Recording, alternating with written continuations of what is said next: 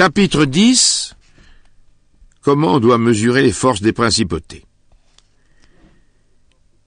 Il importe aussi, dans l'étude des différents gouvernements dont je viens de parler, d'examiner si le prince est assez puissant pour se défendre au besoin par ses propres forces et sans recourir à celles de ses alliés. Pour mieux éclaircir ce point, je remarquais que ceux-là seuls peuvent se maintenir d'eux-mêmes qui ont assez d'hommes ou assez d'argent pour mettre une armée en campagne et livrer bataille à celui qui les attaquera. Mais bien triste au contraire est la condition d'un prince réduit à s'enfermer dans la capitale de son pays et à y attendre l'ennemi. J'ai déjà traité le premier point et j'aurai occasion d'y revenir. Quant au second, je ne puis qu'avertir les princes de fortifier et d'approvisionner la ville où ils résident et de ne point se mettre en peine du reste, car s'ils ont su se ménager l'affection du peuple, comme je l'ai dit et le dirai encore par la suite, je ne pense pas qu'ils aient rien à craindre. Les hommes n'aiment point à s'embarquer sans quelque apparence de succès dans des entreprises difficiles, et il n'est jamais prudent d'attaquer un prince qui tient la capitale de son pays dans un bon état de défense et qui n'est point haï du peuple. Les villes d'Allemagne jouissent d'une liberté très étendue, elles ont un territoire peu considérable, et obéissent à l'empereur quand il leur plaît, ne craignant point d'être attaquées par lui ni par d'autres, parce que elles ont toutes de fortes murailles, de grands fossés, de l'artillerie et des munitions pour un an, en sorte que le siège de ces villes serait long et pénible. Ajoutez à cela que pour nourrir le petit peuple, sans toucher au trésor public, elles ont toujours en réserve du travail à lui donner pour ce même espace de temps.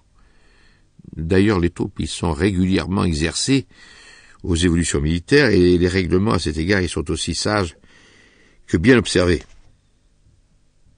Mais dira-t-on, le peuple qui a ses biens au dehors et qui voit saccager ses terres ne perdra-t-il point patience et l'affection qu'il porte au prince tiendra-t-elle si longtemps contre l'intérêt de conserver ses propriétés et contre les incommodités d'un long siège?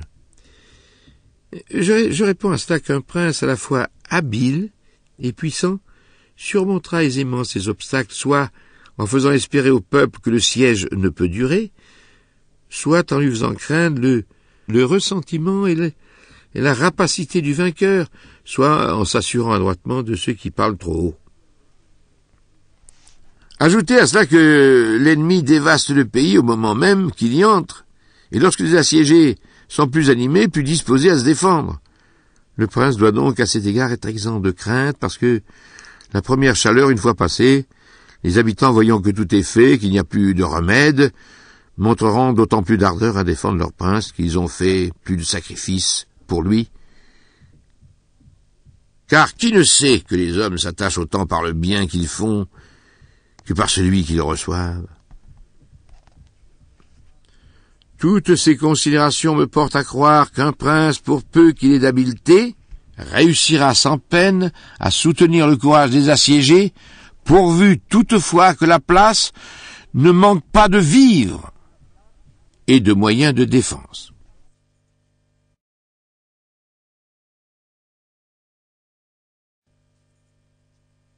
Chapitre 11 des principautés ecclésiastiques. Il ne me reste plus à parler que des principautés ecclésiastiques qui sont plus aisées à conserver qu'à acquérir. La raison en est d'une part qu'on n'y parvient que par le mérite ou par la fortune, de l'autre que cette espèce de gouvernement a pour base d'anciennes institutions religieuses qui sont tellement puissantes que le prince s'y maintient sans beaucoup de peine de quelque manière qu'il gouverne. Les princes ecclésiastiques sont les seuls qui possèdent des États sans les défendre et des sujets sans les gouverner. Ils sont les seuls dont les terres soient respectées et dont les sujets n'aient ni la pensée ni les moyens de se soustraire à leur domination. En un mot, il n'y a pour les princes de bonheur et de sécurité que dans cette espèce d'État. Avant que Charles VIII, roi de France, entre en Italie, la souveraineté de ce pays était partagée entre le roi de Naples, le pape, les Vénitiens, le duc de Milan et les Florentins. La politique de ces princes se bornait à empêcher que les puissances étrangères ne pénétrassent en Italie et qu'aucun d'eux ne s'agrandît. Ceux d'entre ces États qui donnaient le plus d'ombrage étaient le pape et les Vénitiens. Pour contenir ces derniers, il n'avait fallu rien moins qu'une ligue de tous les autres, comme on le vit dans la défense de Ferrare. Et pour contenir le pape, on se servait des barons romains qui, étant partagés en deux factions, les Orsini et les Colonna, avaient toujours les armes à la main pour venger leur querelle jusque sous les yeux du pontife, dont l'autorité ne pouvait que souffrir de cet état de guerre intestine.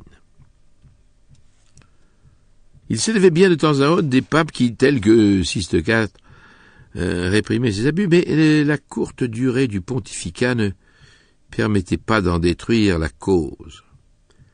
Les efforts de ces pontifes pendant la dizaine d'années qui leur restait à vivre se bornaient à humilier pour quelque temps une de ces factions qu'on voyait se relever sous son successeur. C'est ainsi que la puissance des papes usait ses forces et perdait toute considération au-dedans et au-dehors. C'est dans cet état de choses qu'Alexandre VI fut élevé à la chaire pontificale. Aucun de ceux qui l'ont précédé ou suivi n'a montré aussi bien que lui tout ce qu'un pontife peut faire avec des hommes et de l'argent. J'ai dit d'ailleurs tout ce qu'il fit à l'occasion de l'entrée des Français à l'Italie et par le duc de Valentinois. Sans doute son intention était moins d'agrandir l'Église que le duc, mais l'Église n'en profita pas moins à la mort de ce seigneur et du pontife. Jules II, successeur d'Alexandre, trouva dans l'état d'Église accru de toute la Romagne les barons romains exterminés et leur faction éteinte par les rigueurs de son prédécesseur qui leur apprit aussi l'art de thésauriser. Jules enchérit encore sur Alexandre VI, il ajouta Bologne, aux terres du Saint-Siège, mit les Vénitiens hors d'état de lui nuire et chassa les Français d'Italie. Succès d'autant plus glorieux que ce pape avait travaillé pour l'Église et non pour enrichir les siens. Jules laissa les Orsini des Colonna au point où il les avait trouvés à son exaltation. Et quoique les germes des anciennes divisions subsistaient encore, ils ne purent éclater sous un gouvernement puissant et qui eut la sage politique d'éloigner du cardinalat l'une et l'autre de ses maisons. C'était tarir la source des dissensions qui, jusqu'à son prédécesseur, avaient déchiré l'Église, parce que les cardinaux se servent du crédit et de l'influence que leur donne cette dignité pour fomenter au-dedans et au-dehors des troubles auxquels les seigneurs de l'une et l'autre faction sont obligés de prendre part. En sorte, il est vrai de dire que la discorde des barons vient toujours de l'ambition des prélats. Le pontife régnant a donc trouvé l'Église au plus haut degré de puissance.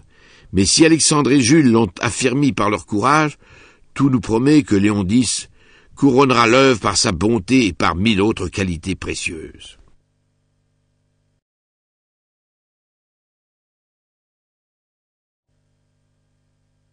Chapitre 12. Des différentes espèces de milices et des soldats mercenaires. J'ai déjà dit que les princes doivent donner à leur puissance des bases solides, s'ils veulent qu'elles soient durables. Les troupes qui servent à la défense d'un État sont ou nationales, ou étrangères, ou mixtes. Celles de la seconde classe, soit qu'elles servent en qualité d'auxiliaires, ou comme mercenaires, sont inutiles et dangereuses. Et le prince qui fera fond sur de tels soldats ne sera jamais en sûreté, parce qu'ils sont toujours désunis, ambitieux, sans discipline et peu fidèles. Braves quand entre les amis, lâches en présence de l'ennemi, et n'ayant ni crainte de Dieu, ni bonne foi envers les hommes, en sorte que le prince ne peut retarder sa chute qu'en différant de mettre leur courage à l'épreuve. Et pour tout dire d'un mot, Ils pillent l'État en temps de paix comme le ferait l'ennemi en temps de guerre. Et comment en serait-il autrement? Ces sortes de troupes ne servent un État que pour l'intérêt d'une solde.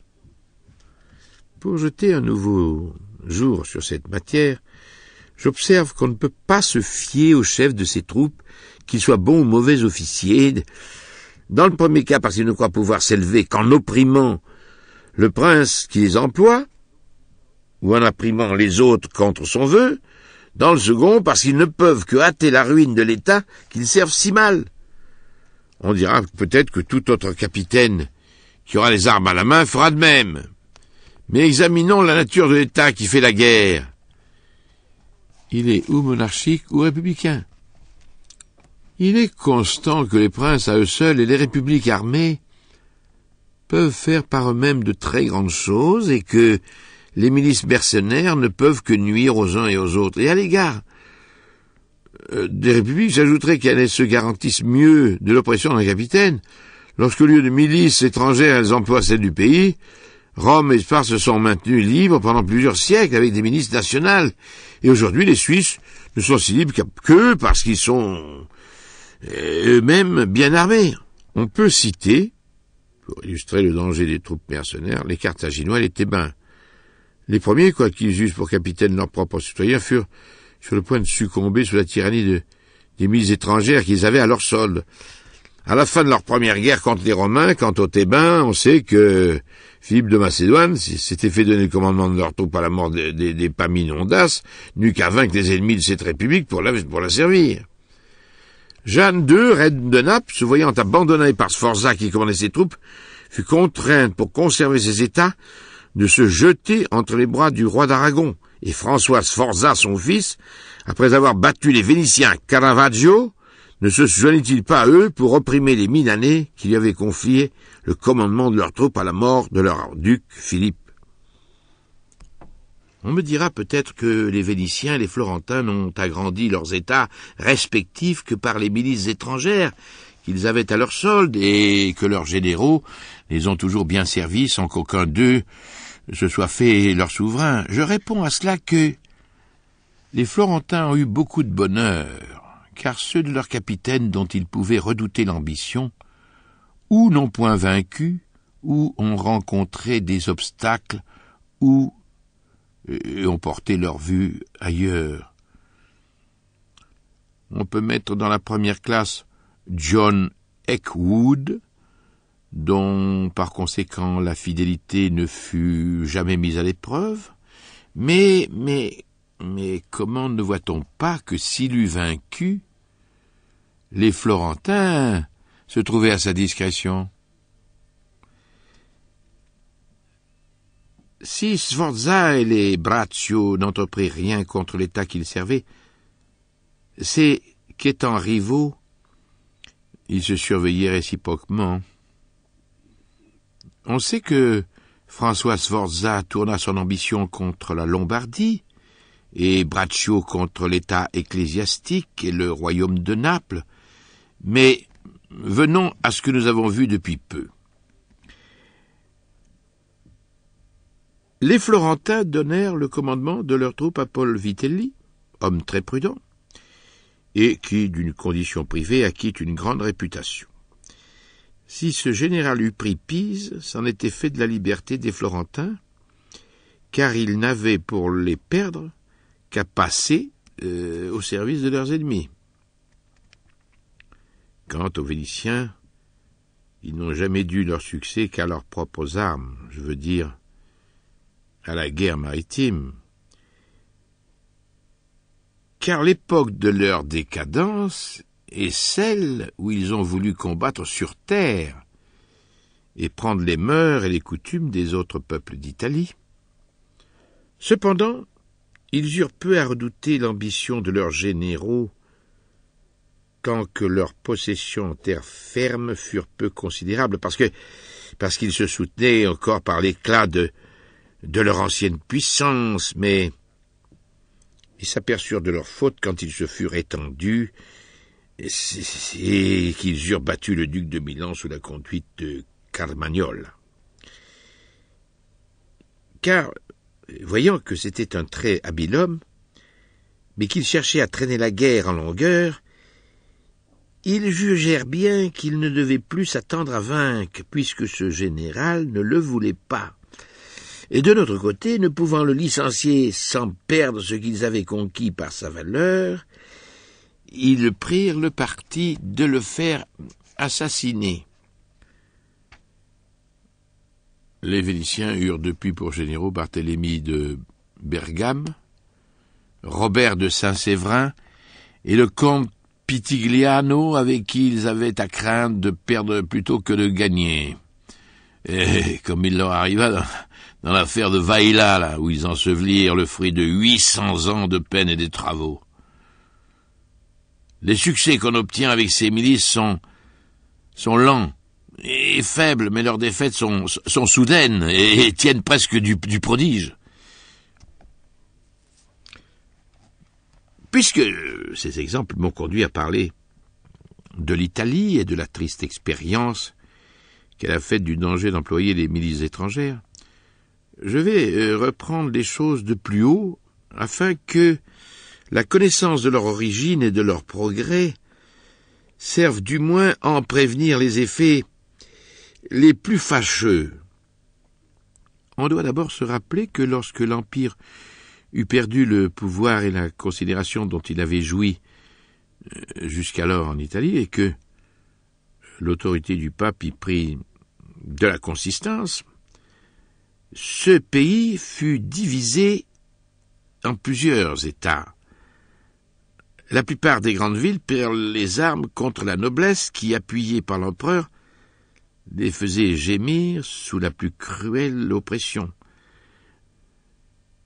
Le pape les seconda dans leurs entreprises et accrut par là sa puissance temporelle. D'autres tombèrent sous la domination de leurs citoyens, en sorte que l'Italie devint sujette de l'Église et de quelques républiques. Si bien que les uns étant des ecclésiastiques et les autres des bourgeois, également incapables de manier les armes, ils se servirent de soldats étrangers. Albéric de Côme, né dans la Romagne, est celui qui mit le plus en crédit cette espèce de milice. C'est à son école que se formèrent les Braccio et les Sforza, qui alors étaient les arbitres de l'Italie. À ceux-ci ont succédé tous ceux qui, jusqu'à présent, commandaient les armées dans ce pays. C'est alors au fait que l'on dut devoir l'Italie envahie par Charles VII, pillée et dévastée par Louis XII, opprimée par Ferdinand et insultée par les Suisses. Les chefs de ces milices commencèrent par discréditer l'infanterie, d'abord pour se rendre eux-mêmes plus nécessaires, ensuite parce que n'ayant point d'État et ne subsistant que de leur industrie, ils ne pouvaient rien entreprendre avec un petit corps d'infanterie, ni en nourrir un plus considérable. Ils trouvaient donc mieux leur compte à la cavalerie, dont un nombre même médiocre les faisait vivre avec honneur. À peine comptait-on 2000 fantassins dans une armée de 20 000 hommes. Ajoutez à cela que pour rendre leur métier moins pénible, et surtout moins périlleux, ils s'étaient mis sur le pied de ne point se tuer réciproquement dans les escarmouches, se contentant de faire des prisonniers, et qu'encore ils renvoyaient sans rançon. Ils ne faisaient jamais d'assaut la nuit, et l'assiégé ne faisait jamais également de sortie pendant la nuit. Ils ne campaient que dans la belle saison. Enfin, ils ne faisaient point de retranchement dans leur camp. Une discipline aussi bizarre, inventée pour échapper au danger et à la crainte, et rendit l'Italie esclave et lui fit perdre la considération dont elle avait joui jusqu'alors.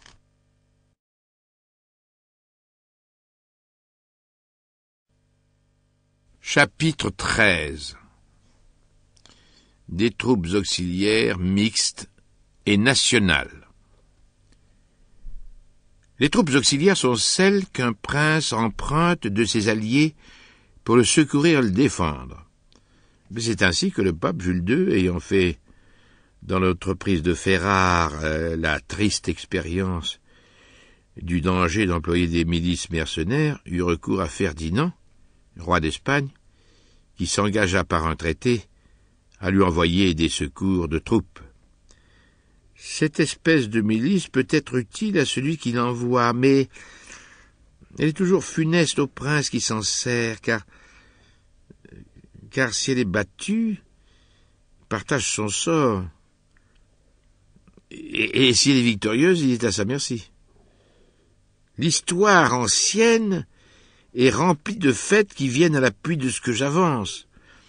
Mais pour me borner à cet exemple récent, Jules II, voulant s'emparer de Ferrare, fit le plus mauvais choix en utilisant un étranger.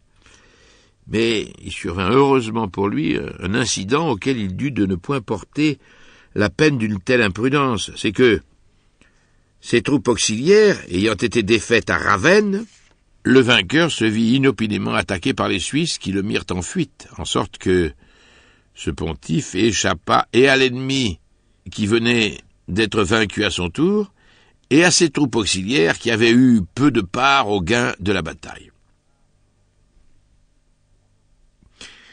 Les Florentins, voulant assiéger Pise et se trouvant dépourvus de milice nationale, prirent 10 000 Français à leur service, faute qu'il leur attira plus de maux qu'il en avait éprouvé jusqu'alors. L'empereur de Constantinople, menacé par ses voisins, fit entrer en Grèce 10 000 Turcs, qu'il n'en put faire sortir à la fin de la guerre, et cette province fut asservie aux infidèles. Celui donc qui veut se mettre hors d'état de vaincre n'a qu'à employer cette espèce de milice qui est encore pire que les troupes mercenaires parce qu'elle forme un seul corps et sous l'obéissance d'autrui. Au contraire, les mercenaires étant enlevés par celui qui les emploie et à sa solde, et ne formant pas un seul corps, peuvent moins aisément lui nuire quand ils ont vaincu son ennemi. Leur chef, nommé par le prince lui-même, ne peut prendre tout à coup assez d'autorité sur ceux qu'il commande pour tourner ses armes contre lui. Enfin, je crois que chez les mercenaires, c'est la lâcheté qu'il faut craindre. Et chez les auxiliaires, c'est le courage. Un prince sage aimera mieux être battu avec ses propres troupes que vaincre avec des troupes étrangères, car c'est pas une véritable victoire que celle qu'on remporte par des secours étrangers. Et je ne me lasserai jamais de citer en preuve de mes assertions l'exemple de César Borgia. Il se rendit maître d'Imola et de Forlì avec des troupes auxiliaires toutes françaises. Mais voyant qu'il ne pouvait compter sur leur fidélité, il eut recours aux milices mercenaires dont il crut avoir moins à craindre et que commandaient les Orsini et les Vitali. Mais ce prince, ne trouvant pas dans ses troupes plus de sûreté que dans les autres, prit le parti de s'en défaire, et ne se servit dès lors que de ses propres soldats. Je voulais m'en tenir aux exemples tirés de l'histoire moderne de l'Italie, mais celui d'Hieron de Syracuse, dont j'ai déjà parlé, vient tellement à mon objet que je ne crois pas pouvoir l'omettre. Cette ville lui avait confié le commandement de ses troupes qui étaient composées d'étrangers, et à sa solde, ce général ne tarda pas à reconnaître combien peu on devait attendre de cette milice mercenaire dont les chefs se conduisaient à peu près comme nos Italiens. Mais voyant qu'il ne pouvait sans danger ni s'en servir, ni la licencier, il prit le parti de la faire toute taillée en pièces, et il fit ensuite la guerre avec ses propres troupes. Je rapporterai aussi une figure tirée de l'Ancien Testament. David s'étant offert pour aller combattre le redoutable Philistin Goliath, Saül, pour accroître son ardeur, l'arma de son épée, de son casque et de sa cuirasse. Mais David lui dit que ces armes l'incommoderaient plus qu'elles ne lui serviraient, et déclara qu'il ne voulait combattre son ennemi qu'avec sa fronde et son couteau. En résumé, Les milices étrangères ou sont à charge, ou vous abandonnent au moment où elles pourraient vous servir, ou même se tournent contre celui qui les emploie. Charles VII, père de Louis XI, après avoir, par sa valeur, délivré la France des Anglais, convaincu de la nécessité de combattre avec ses propres troupes, établit pour toute la France des compagnies d'ordonnance, de cavalerie et d'infanterie. Louis XI, son fils, cassa celle d'infanterie auquel il substitua les Suisses. Cette faute que commirent aussi ses successeurs est la source des maux de cet État, comme on le voit aujourd'hui. Car ces rois, en accréditant la milice helvétique, ont avili leur propre milice, qui, accoutumés à combattre à côté des Suisses, ne croient pas pouvoir vaincre sans eux, en sorte que les Français n'osent ni se mesurer avec les Suisses, ni faire la guerre sans eux. Les armées françaises sont donc en partie mercenaires et en partie nationales. Ce mélange les rend meilleurs que les troupes toutes mercenaires ou toutes auxiliaires, mais inférieures de beaucoup aux troupes purement nationales. Et il suffit de l'exemple que je viens de rapporter pour prouver que la France serait invincible si l'on y eût maintenu les dispositions militaires établies par Charles VII. Mais telle est l'imprudence des hommes que quand ils entreprennent une chose, ils n'en voient que les avantages. Mais souvent, un venin secret est caché sous ces belles apparences, comme dans la fièvre éthique dont j'ai parlé. Or le prince, qui ne connaît les maux que lorsqu'il est plus temps de les prévenir, n'est pas vraiment sage, et cette sagesse est donnée à bien peu d'entre eux. La première cause de la décadence de l'Empire des Romains fut d'avoir pris des Goths à leur solde, ce qui mit en crédit ces barbares aux dépens des milices romaines.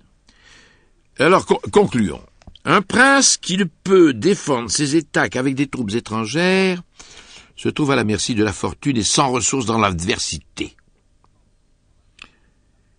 C'est une maxime généralement reçue qu'il n'y a rien de si faible qu'une puissance appuyée non sur elle-même, c'est-à-dire sur ses propres citoyens ou sur ses sujets, mais sur des étrangers, soit alliés, soit soldés. Il sera aisé de mettre sur pied une milice nationale si l'on emploie les moyens dont se servir avec tant d'habileté Philippe, père d'Alexandre le Grand, et plusieurs autres États, soit monarchiques, soit républicains, dont j'ai parlé dans mes précédents écrits. J'y ai entièrement confiance.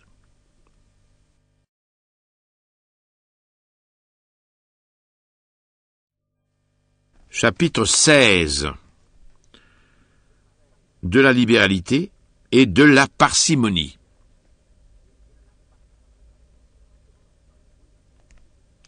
Pour commencer par les premières qualités dont je viens de parler, je remarque qu'il est bon de passer pour libéral, mais qu'il est dangereux d'exercer cette libéralité et sans parvenir à s'imposer. Je m'explique. En effet, si le prince n'est libéral que comme il convient de l'être, c'est-à-dire avec choix et mesure, il contentera peu de gens et passera pour avare. Un prince qui veut qu'on vende sa libéralité ne regarde à aucune sorte de dépense, mais alors il se voit souvent réduit, pour maintenir cette réputation, à surcharger ses sujets d'impôts et à recourir à toutes les ressources de la fiscalité, ce qui ne peut manquer de le rendre odieux. Sans compter que le trésor public, s'épuisant par ses prodigalités, il perd tout crédit et risque le désastre au premier revers de fortune. Sa libéralité lui en fait plus d'ennemis que d'amis, comme il arrive toujours. De notre côté, il ne peut revenir sur ses pas et rentrer dans l'ordre sans être taxé d'avarice. Puisqu'un prince ne peut être libéral qu'à ce prix, il doit se mettre en peine d'être taxé de parcimonie et d'avarice, car lorsqu'on verra que ses revenus suffisent à sa dépense, qu'il est en mesure de défendre ses États et de faire même des entreprises utiles, sans établir de nouveaux impôts, ceux à qui il n'ôte rien, et c'est le grand nombre, le trouveront suffisamment libéral. Ceux qui seraient tentés de l'accuser d'avarice pour n'avoir pas obtenu tout ce qu'il voulait ne sont jamais très nombreux. De notre temps, nous n'avons vu faire de grandes choses qu'à ceux qui ont passé pour avares. Tous les autres ont succombé. Jules II parvint au pontificat par sa réputation de générosité, mais il jugea que pour pouvoir faire la guerre au roi de France, il lui était peu utile de la conserver. Ses épargnes l'ont mis en état de soutenir toutes les guerres sans nouveaux impôts. Le roi d'Espagne aujourd'hui régnant ne fût jamais venu à bout de toutes ses entreprises s'il avait été libéral. Ainsi, un prince, pour ne pas devenir pauvre, pour pouvoir défendre ses États s'ils sont attaqués, pour ne pas surcharger ses sujets de nouveaux impôts, doit peu craindre d'être taxé d'avarice, puisque ce prétendu vice fait la stabilité et la prospérité de son gouvernement. Mais, dira-t-on, César n'est parvenu à l'Empire que par ses largesses, c'est par ce moyen que tant d'autres se sont élevés. À cela, je réponds que la condition d'un prince est tout autre que celle d'un homme qui veut parvenir. Le premier perd à être généreux, le second y gagne. Et César était dans ce deuxième cas. S'il eût vécu plus longtemps, il eût perdu cette réputation de libéralité qui lui avait frayé le chemin à l'Empire, où il se serait perdu lui-même en voulant la conserver. On compte cependant quelques princes qui ont fait de grandes choses avec leurs armées et qui se sont distingués par leur libéralité, mais c'est parce que leur largesse n'était point à la charge du trésor public. Le prince doit user avec économie de son bien et de celui de ses sujets, mais il doit être prodigue de celui qu'il a pris sur l'ennemi s'il veut être aimé de ses troupes. Il n'y a d'ailleurs aucun inconvénient à donner largement ce qui n'appartient ni à lui ni à ses sujets, comme le firent Cyrus, César et Alexandre. Au contraire, cela accroît une réputation. Ce qui nuit, c'est de dépenser son propre argent. Il n'est pas de vertu qui s'use autant elle-même que la générosité. Celui qui est trop libéral ne le sera pas longtemps.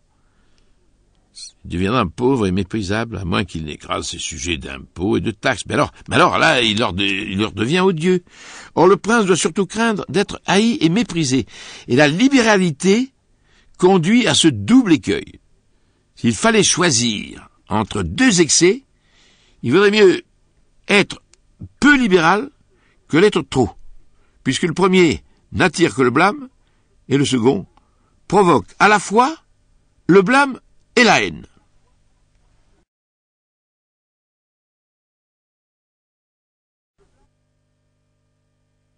Chapitre 17. De la cruauté et de la clémence, et s'il vaut mieux être aimé que craint. Je passe maintenant aux autres qualités requises dans ceux qui gouvernent. Un prince doit évidemment désirer la réputation de clémence, mais il doit prendre garde à l'usage qu'il en fait. César Borgia passa pour cruel, mais c'est à sa cruauté qu'il dut l'avantage de réunir la Romagne à ses États, et de rétablir dans cette province la paix et la tranquillité dont elle était privée depuis longtemps. Et, tout bien considéré, on avouera que ce prince fut plus humain que le peuple de Florence, qui, pour éviter de paraître cruel, laissa détruire Pistoia. Quand il s'agit de contenir ses sujets dans le devoir, on ne doit pas se mettre en peine du reproche de cruauté.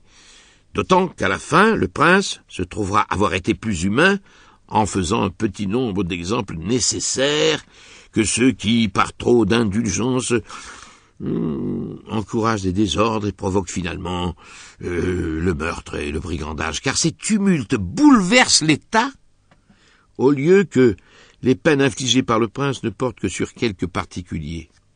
Mais cela est vrai et surtout d'un prince nouveau qui ne peut guère éviter le reproche de cruauté. Toute domination nouvelle étant pleine de dangers. Aussi Didon dans Virgile s'excuse-t-elle de sa sévérité et par la nécessité où elle est de soutenir une royauté récente. Res dura et regni novitas metalia rogunt moliri et late fines custode tueri. Il ne faut cependant pas qu'un prince ait peur de son ombre et écoute trop facilement les rapports effrayants qu'on lui fait. Il doit au contraire être lent à croire et à agir en mêlant la douceur à la prudence. Il y a un milieu entre une folle sécurité et une défiance déraisonnable. On a demandé s'il valait mieux être aimé que craint, ou craint qu'aimé. Je crois qu'il faut de l'un et de l'autre. Mais comme ce n'est pas chose aisée que de réunir les deux, quand on est réduit à un seul de ces deux moyens, je crois qu'il est plus sûr d'être craint que d'être aimé. Les hommes, il faut le dire, sont généralement ingrats, changeants, dissimulés, timides et âpres au gain. Tant qu'on leur fait du bien, ils sont tout entiers à vous. Ils vous offrent leur bien, leur sang, leur vie, et jusqu'à leurs propres enfants, comme j'ai déjà dit, lorsque l'occasion est éloignée. Mais si elle se présente, ils se révoltent contre vous. Et le prince qui, faisant fond sur de si belles paroles, néglige de se mettre en garde contre les événements, court risque de périr, parce que les amis qu'on se fait à prix d'argent, et non par les qualités de l'esprit et de l'âme, sont rarement à l'épreuve des revers de la fortune, et vous abandonnent dès que vous avez besoin d'eux. Les hommes, en général, sont plus portés à ménager celui qui se fait craindre que celui qui se fait aimer. La raison en est que l'amitié, étant un lien simplement moral de reconnaissance, ne peut tenir compte les calculs de l'intérêt, au lieu que la crainte a pour base un châtiment dont l'idée reste toujours vivante. Cependant, le prince doit se faire craindre de telle sorte que, s'il n'est pas aimé, du moins il ne soit pas haï. Or, il lui suffit, pour ne point se faire haïr, de respecter les propriétés de ses sujets et l'honneur de leurs femmes. Et s'il se trouve dans la nécessité de faire punir de mort, il doit en exposer les motifs et surtout ne pas toucher au bien des condamnés, car les hommes, il faut l'avouer, oublient plutôt la mort de leurs parents que la perte de leur patrimoine. D'ailleurs, il se présente tant de tentations de s'emparer des biens, lorsqu'une fois on a commencé à vivre de rapine, au lieu que les occasions de répandre le sang sont rares et manquent plutôt. Mais lorsque le prince est à la tête de son armée, qu'il a commandé à une multitude de soldats, il doit se mettre peu en peine de passer pour cruel, parce que cette réputation lui est utile pour maintenir ses troupes dans l'obéissance et pour prévenir toute espèce de faction. Je conclus donc, en revenant à ma première question, que les hommes, aimant à leur guise et craignant au contraire au gré de celui qui les gouverne, un prince doit, s'il est sage, ne compter que sur ce qui dépend de lui, et non sur ce qui dépend du caprice d'autrui. Il lui faut seulement, tout en se faisant craindre, éviter d'être haï.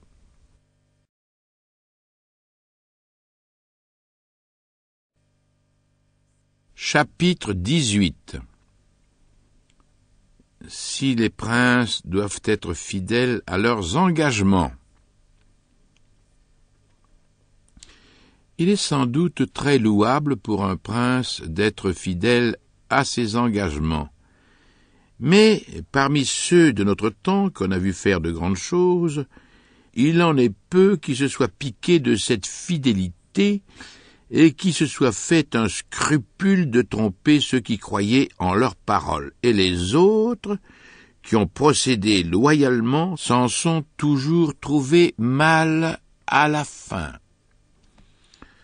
Vous devez donc savoir qu'il y a deux manières de combattre. L'une avec les lois, l'autre avec la force. La première est propre aux hommes, l'autre nous est commune avec les bêtes, mais lorsque les lois sont impuissantes, il faut bien recourir à la force. Un prince doit savoir à la fois combattre en homme et en bête.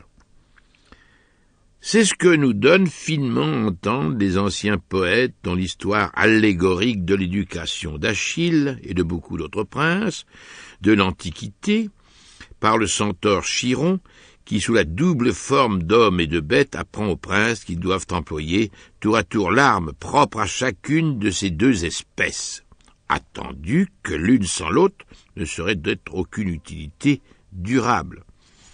Or, les animaux dont le prince doit savoir revêtir les formes sont le renard et le lion.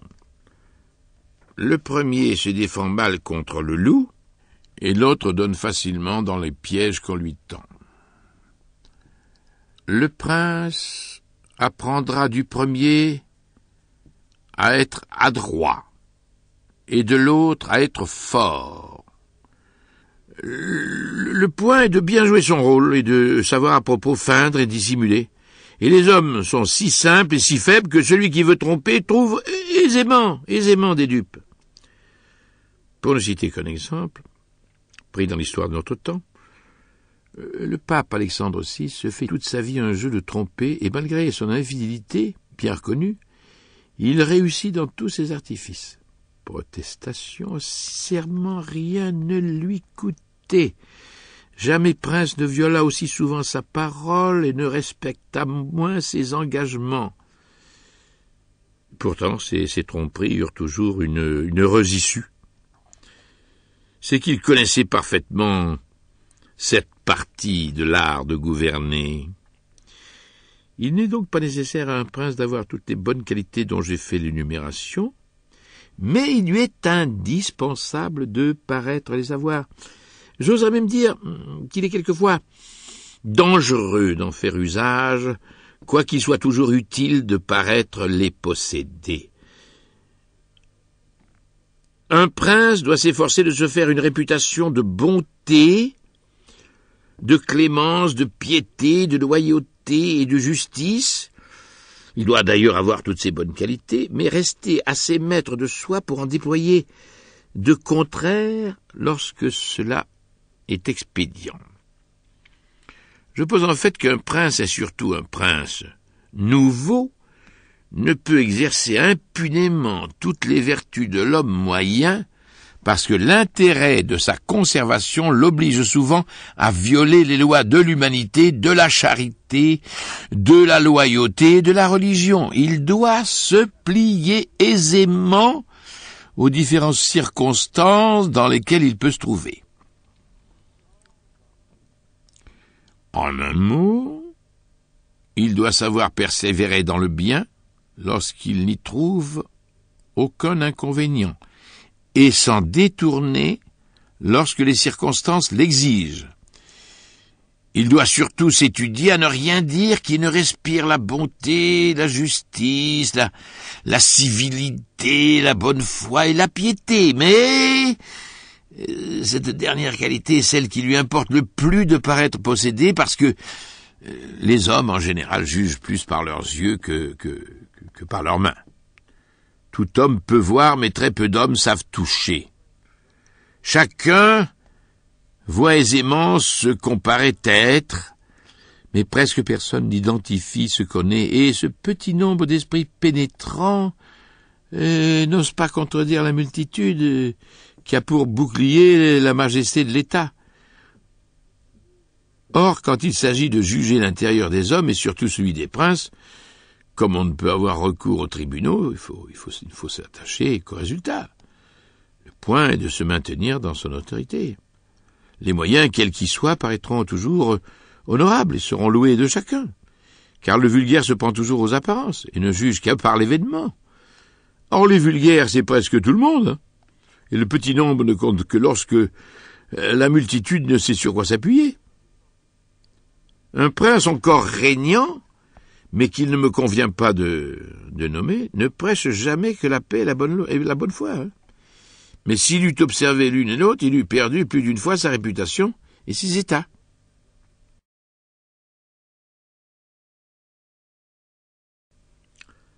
Chapitre 19. Qu'il faut éviter d'être haï et méprisé. J'ai traité séparément des principales qualités dont un prince doit être doué. Pour abréger, je comprendrai toutes les autres sous ce titre. Savoir qu'un prince doit se garder soigneusement de tout ce qui peut le faire mépriser ou haïr, moyennant quoi il y sera couvert par ailleurs des dangers d'une mauvaise réputation. Rien, à mon avis, ne rend un prince odieux autant que la violation du droit de propriété et le peu de respect pour les femmes de ses sujets. Les gouvernants sont toujours contents du prince lorsqu'il ne touche ni à leurs biens, ni à leur honneur, et pour lors il n'a plus à combattre que les prétentions d'un petit nombre d'ambitieux dont il vient aisément à bout. Un prince est méprisé lorsqu'il passe pour inconstant, léger, pusillanime, irrésolu et efféminé, défaut dont il doit se garder comme dans tant d'écueils en s'efforçant de montrer de la grandeur, du courage, de la gravité, de la force dans toutes ses actions. Ses décisions dans les affaires entre particuliers doivent être irrévocables afin que personne n'ose se flatter de le tromper ni de le faire changer d'avis. C'est ainsi qu'il empêchera toute conspiration et toute attaque étrangère, grâce au respect qu'il inspire à ses sujets.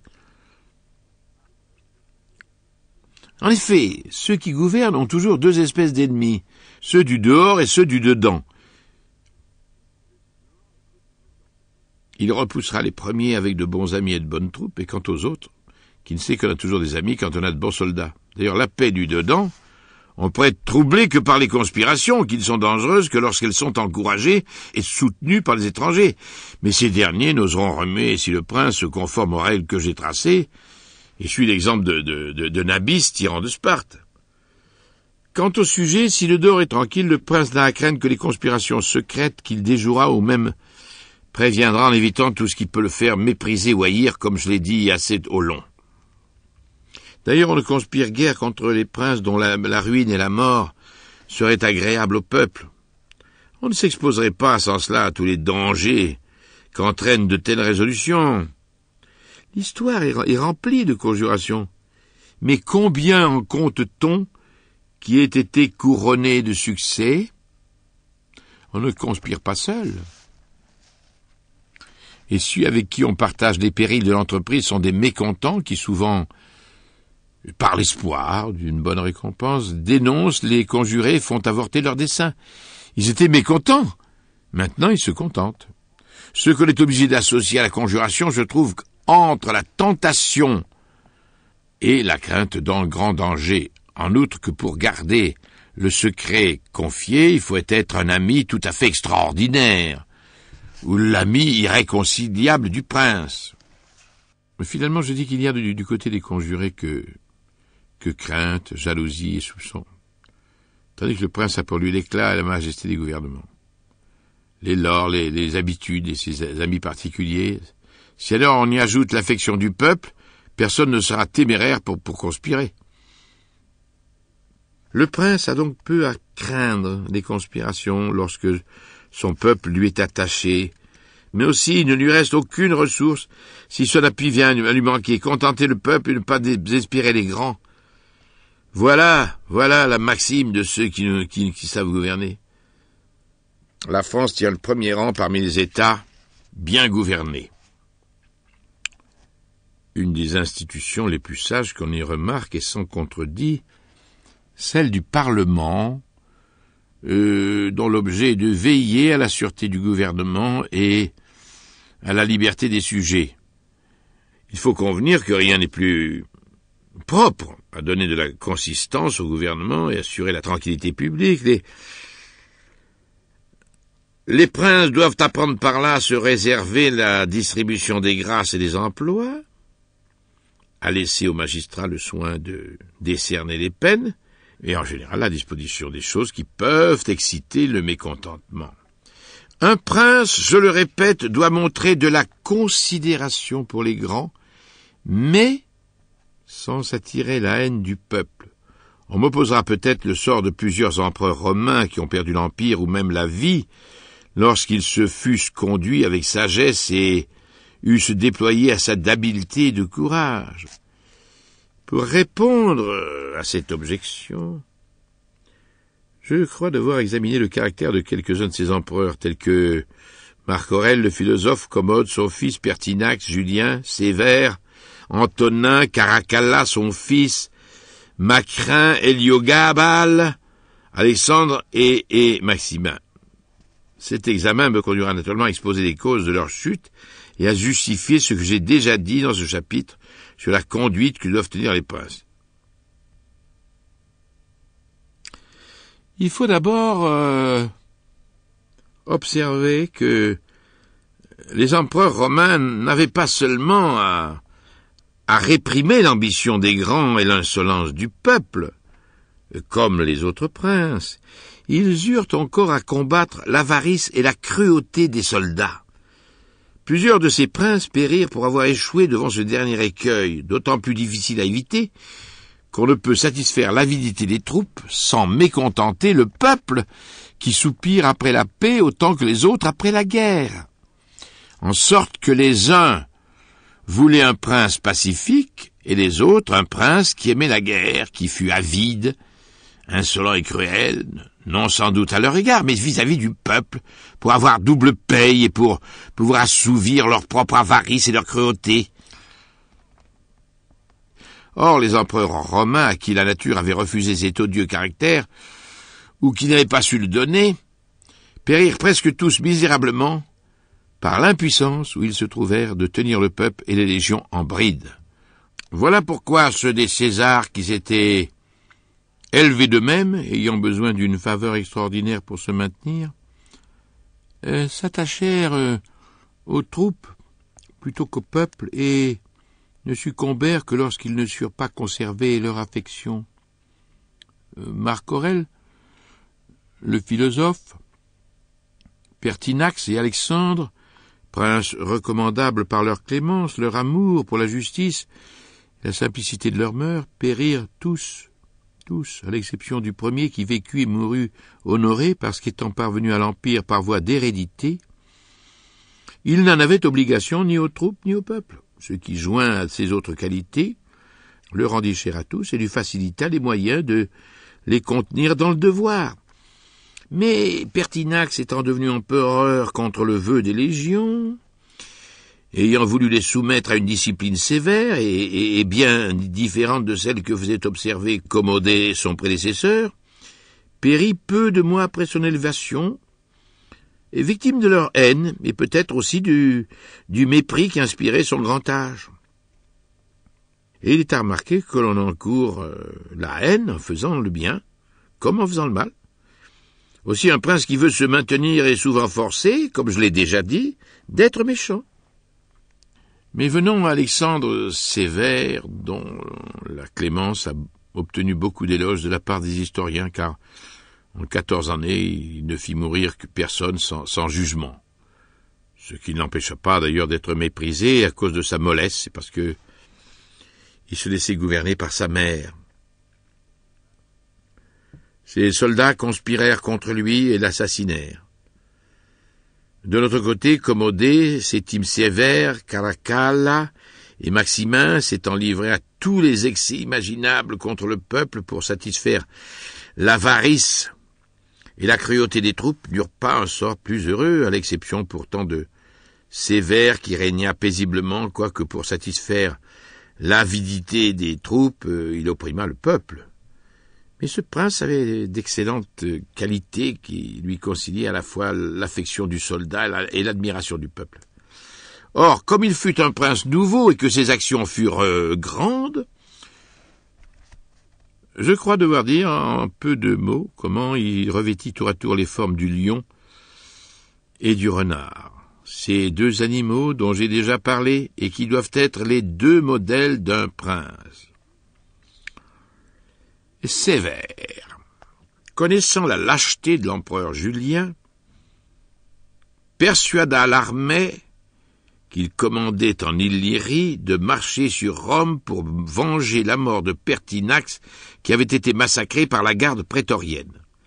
C'est sous ce prétexte, et sans qu'on se doutât qu'il prétendît à l'Empire, que ce général arriva en Italie, avant qu'on y eût des nouvelles de son départ. Il entre dans Rome, fait tuer Julien, et se fait nommer empereur par le Sénat épouvanté. Mais il avait encore 2 obstacles à surmonter pour être maître de tout l'Empire. Pescennius Niger et Albinus, qui commandaient l'un en Asie, l'autre en Occident, étaient tous les 2 ses compétiteurs. Le premier venait d'être proclamé empereur par ses légions. Sévère, voyant qu'il ne pouvait les attaquer tous 2 à la fois sans danger, prit le parti de marcher contre Niger et de tromper Albinus en lui offrant de partager avec lui l'autorité. Il lui écrivit que, nommé empereur par le Sénat, il voulait l'avoir pour collègue et lui donner le titre de César, ce que celui-ci accepta sans hésiter. Mais à peine eut-il vaincu et fait mourir Pescennius, Niger et pacifié l'Orient, que de retour à Rome, il se plaignit amèrement de l'ingratitude d'Albinus, qu'il ne craignit pas d'accuser d'avoir attenté à ses jours, ce qui l'obligeait, dit-il, de passer les Alpes pour le punir de reconnaître ainsi ses bienfaits. Sévère arrive dans les Gaules, et Albinus perd à la fois l'Empire et la vie. Si l'on examine avec attention la conduite de cet empereur, on verra qu'il est difficile de réunir à un si haut degré la force du lion et la finesse du renard. Il sut se faire craindre et respecter des troupes autant que du peuple, mais l'on ne s'étonnera point de voir un homme nouveau se maintenir dans un poste si difficile, si l'on considère que c'est en commandant l'estime et l'admiration qu'il désarma la haine que ses rapines devaient exciter. Bon, alors maintenant, il me reste à parler de Maximin. Les légions, s'étant défaites d'Alexandre Sévère qu'elles trouvaient trop efféminé, mirent à sa place Maximin qui était grand guerrier. Mais Maximin étant devenu méprisable et odieux, il perdit bientôt l'Empire et la vie.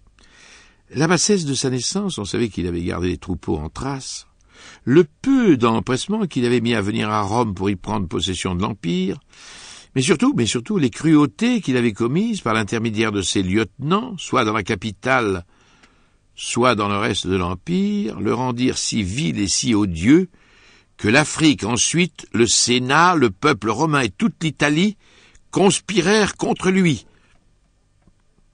Ils furent secondés par sa propre armée, qui, lasse de ses cruautés et fatiguée de la longueur du siège d'Aquilée, lui ôta la vie avec d'autant moins de crainte qu'elle le voyait détesté de tout le monde. Pour conclure, je dirais que les princes de notre temps n'ont pas besoin d'user de si grands ménagements avec leurs troupes parce qu'elles ne sont point, comme celles de l'Empire romain, enracinées dans les provinces, ce qui obligeait le prince à le contenter de préférence au peuple, plus faible qu'elle.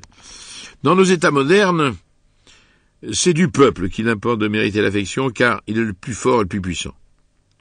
Et je dis que les empereurs romains, dont on peut m'objecter le malheureux sort, n'ont péri que parce qu'ils se sont rendus odieux et méprisables. Voilà pourquoi leurs procédés ayant été variables, leurs sorts furent variables aussi, mais pas nécessairement selon la nature de leurs procédés. C'est ainsi qu'Alexandre et Pertinax, ils s'étaient élevés d'eux-mêmes, se perdirent pour avoir voulu marcher sur les traces de Marc Aurèle, qui était prince héréditaire. Caracalla, Commode et Maximin périrent également pour avoir voulu se régler sur l'empereur Sévère, dont ils étaient loin d'égaler l'habileté. Un prince nouveau doit donc se conduire différemment de Marc Aurèle et de Sévère, mais il peut apprendre de celui-ci comment on s'élève et de l'autre par quels moyens on peut se maintenir.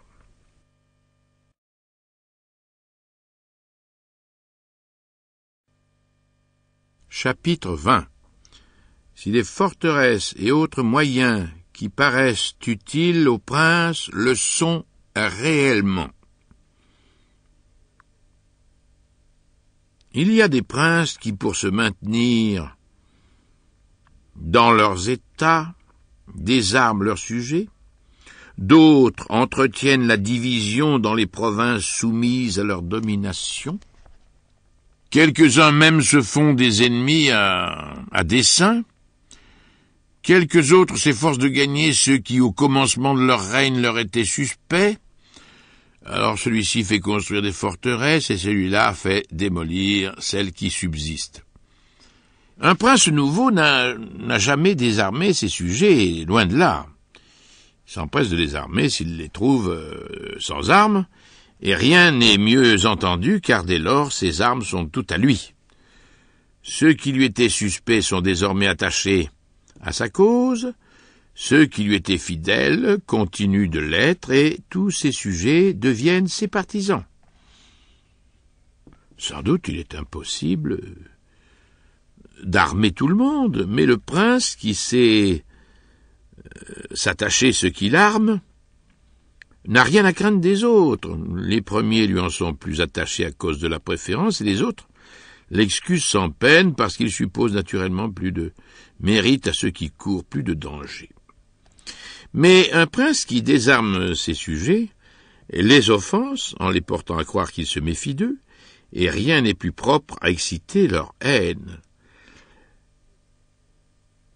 Ajoutez à cela qu'une telle mesure met le prince dans la nécessité d'avoir recours à la milice mercenaire, dont j'ai exposé assez au long tous les dangers. Nos ancêtres, et particulièrement ceux qui ont passé pour sages, disaient qu'il fallait contenir Pistoia par des factions et Pise par des forteresses.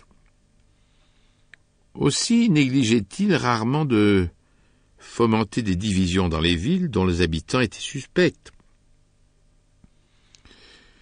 Cette politique était bien entendu, vu l'état d'équilibre de la politique italienne à cette époque, mais elle serait déplacée aujourd'hui parce qu'une ville divisée est toujours faible et ne pourrait jamais tenir contre l'ennemi. Celui-ci gagnera le parti le plus faible et aura facilement raison de l'autre.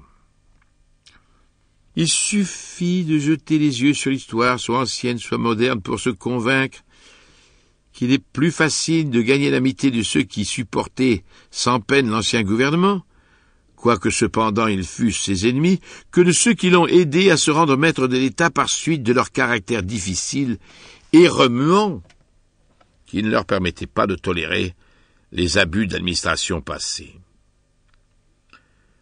Les princes font construire des forteresses pour se maintenir plus facilement dans leurs États souvent menacés par les ennemis du dedans et pour pouvoir soutenir les premiers efforts d'une révolte.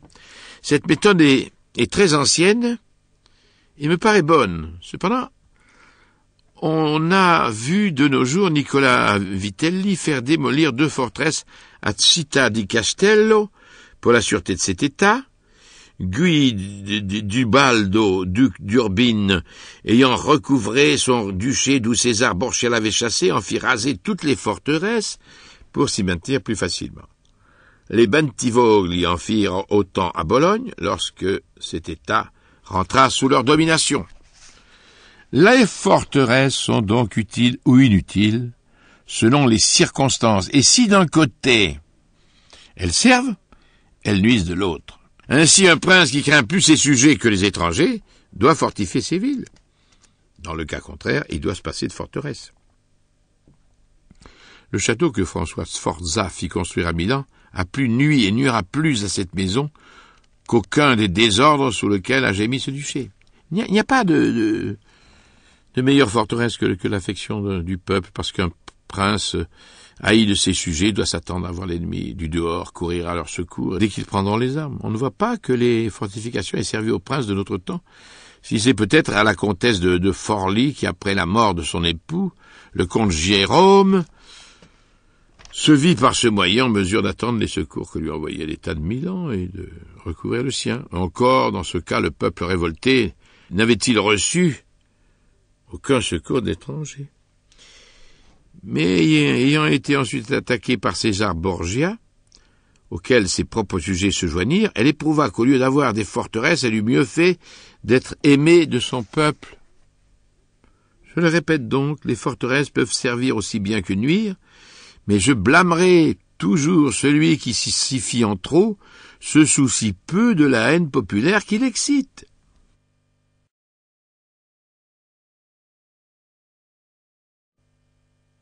Chapitre 21.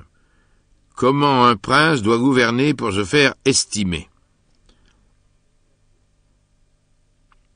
Rien n'est plus propre à faire estimer un prince que les grandes entreprises et en général les actions extraordinaires. Ferdinand, roi d'Espagne, qui est aujourd'hui sur le trône, peut être considéré comme un prince nouveau, puisque du simple roi d'un État faible, ce prince est devenu par tout ce qui a fait de grand le premier roi de la chrétienté. Or, si l'on examine ses actions, on les trouvera toutes empreintes d'un caractère de grandeur, et quelques-unes même tout à fait extraordinaires.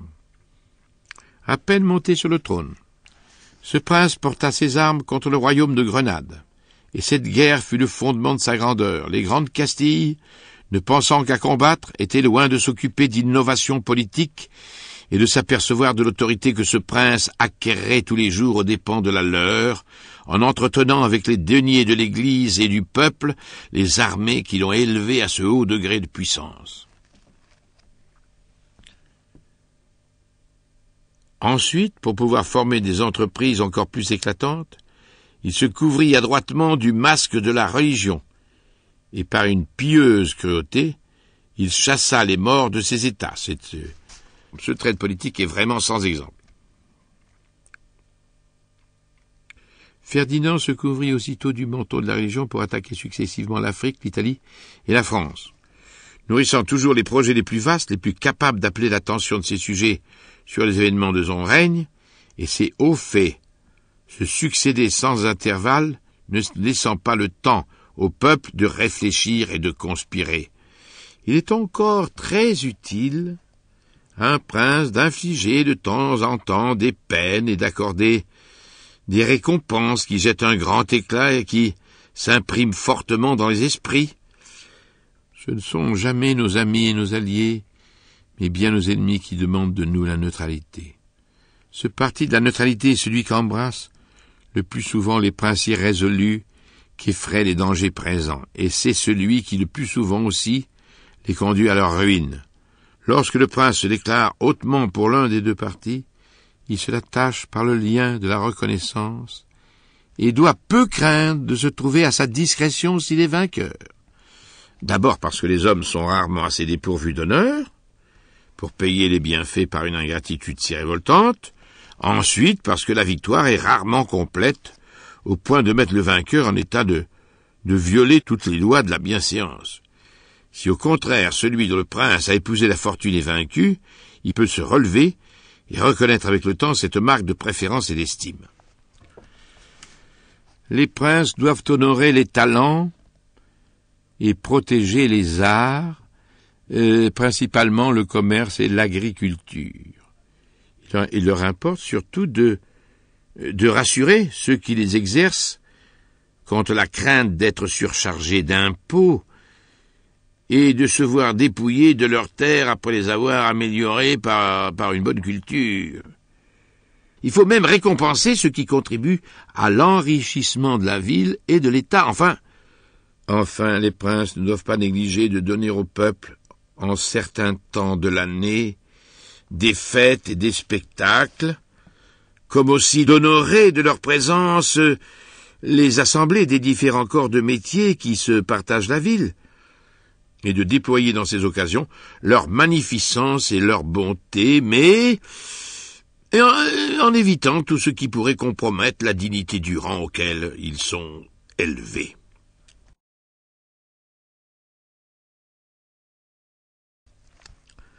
Chapitre 22. Des secrétaires des princes. Un des points les plus importants et qui donne la mesure de la sagesse d'un prince, c'est le choix des ministres. Et c'est par là qu'on se fait une première opinion sur son compte. Et quand les ministres sont habiles et fidèles, on le croit toujours sage. Et quand ils ne sont pas, ce premier choix le fait toujours juger défavorablement. Or, il y a 3 sortes d'esprits. Les uns comprennent par eux-mêmes, d'autres comprennent ce qu'on leur explique, enfin, il en est qui n'entendent ni par eux ni par autrui. Les premiers sont excellents, les seconds sont bons, et les autres parfaitement nuls. Mais quels sont les moyens de connaître les ministres? En voici un qui est infaillible, c'est de voir s'ils s'occupent plus de leurs intérêts propres que de ceux de l'État. Un ministre doit être tout entier à la chose publique et n'entretenir jamais le prince de ses affaires particulières. C'est au prince à s'occuper des intérêts du ministre qui s'oublie, pour ainsi dire, lui-même, et à le combler de biens et d'honneur. Par ce moyen, il lui ôtera la pensée de rechercher d'autres richesses et d'autres dignités, mais surtout, il le portera à craindre et à éloigner tout changement funeste au souverain qu'il sert.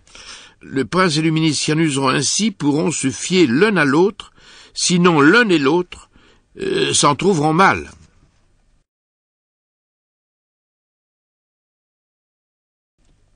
Chapitre 23. Comment on doit fuir les flatteurs. Je ne dois pas oublier de parler d'un mal contre lequel les princes doivent être toujours en garde et qu'ils ne peuvent éviter que par une très grande prudence. Et ce mal est la flatterie qui règne dans toutes les cours. Les hommes ont tant d'amour-propre et ont une si bonne opinion d'eux-mêmes qu'il est bien difficile de se préserver d'une telle contagion. Et d'ailleurs, en voulant l'éviter, on court le risque de se faire mépriser, car les princes n'ont d'autre moyen d'écarter les flatteurs que de montrer que la vérité ne peut les offenser. Mais si chacun a la liberté de parler haut, que devient le respect dû à la majesté du souverain? Un prince prudent doit tenir un juste milieu en choisissant des hommes sages, auxquels seul il donnera la liberté de lui dire la vérité, mais seulement sur les choses qu'il demandera. Un prince qui agit autrement se perd en écoutant les flatteurs, ou est sujet à varier sans cesse, ce qui lui fait perdre toute considération. Un prince doit toujours demander des conseils, mais quand il lui plaît, et non quand il plaît aux autres. C'est se tromper grossièrement que de croire qu'un prince sera moins estimé parce qu'il prend conseil d'autrui qu'on le jugera incapable de voir par lui-même. D'où je conclus que les bons conseils, de quelque part qu'ils viennent, ne sont dus qu'à la sagesse du prince, et que la sagesse du prince n'est pas le fruit de la bonté des conseils.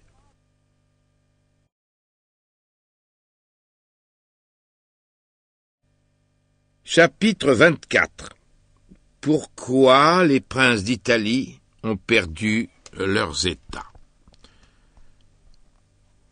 Un prince, quoique nouveau, se maintiendra aussi aisément dans ses États que celui qui règne par droit d'hérédité, s'il se conduit d'après les maximes que je viens d'exposer.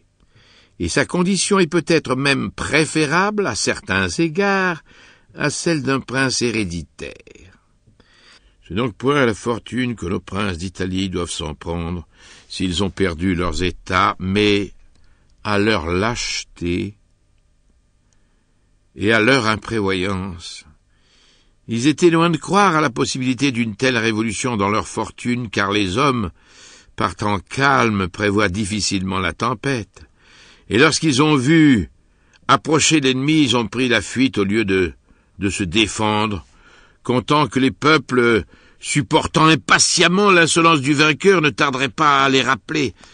Ce parti, à défaut d'autres, est sans doute bon, mais il est honteux de négliger ainsi les moyens honorables d'échapper à sa perte et de se laisser tomber dans l'espérance qu'on vous relèvera, espérance d'ailleurs souvent vaine.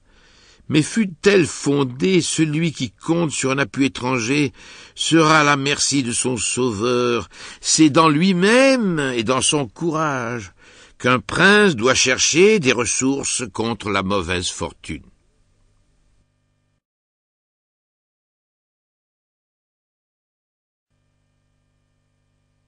Chapitre 25. Combien la fortune influe sur les choses de ce monde et comment on peut lui résister. Je sais que plusieurs ont cru et croient encore que les choses de ce monde sont gouvernées soit par la providence divine, soit par le hasard, d'une manière telle que la prudence humaine ne peut rien contre les événements. Il serait inutile alors de s'en mettre en peine et de chercher à les prévenir ou à les diriger. Les révolutions dont nous avons été et dont nous sommes encore témoins sont bien propres à accréditer cette opinion, contre laquelle j'ai quelquefois moi-même bien de la peine à me défendre lorsque je considère combien ces événements passent toutes nos conjectures. Cependant, comme nous avons un libre arbitre, il faut, ce me semble, reconnaître que le hasard gouverne la moitié ou un peu plus de la moitié de nos actions. Si l'on jette les yeux sur l'Italie, qui est le théâtre de ces changements, et qui les a provoqués, on verra que c'est un pays sans défense. Si, à l'exemple de l'Allemagne, de l'Espagne et de la France, elle se fût mise en mesure de résister à ses ennemis, elle n'aurait pas été envahie par les étrangers, ou du moins cette irruption eût été moins considérable. Les princes qui règlent leur conduite sur le temps sont rarement malheureux. Et la fortune change pour ceux qui ne savent pas se conformer au temps. La preuve de ce que j'avance, c'est la diversité des routes que tiennent ceux qui courent après la gloire ou après la richesse. L'un poursuit son objet à l'aventure, l'autre avec mesure et prudence, celui-ci emploie la ruse, celui-là la force, l'un est impatient, l'autre sait attendre. Or, on en voit qui réussissent par ces moyens divers et contraires, souvent de deux personnes qui suivent la même route, l'une arrive et l'autre s'égare, et de deux autres en suivant des routes contraires, celle de la mesure et celle de l'impétuosité, réussissent en même temps. La différence des temps peut seule expliquer cette bizarrerie des événements. Ce sont aussi les circonstances qui décident du bien et du mal. Un homme prudent et circonspect prospérera si le temps et les affaires s'harmonisent avec sa méthode. Mais si le temps et les affaires changent, il se perdra pour n'avoir pas réformé ses procédés. Or, rien n'est plus difficile que de changer à propos de conduite et de caractère, soit parce que on ne sait pas résister à ses habitudes et à ses penchants, soit parce qu'on ne peut se résoudre à quitter une route qui nous a toujours bien conduits. L'homme posé ne sait pas être impétueux quand il faudrait être, et il se perd s'il savait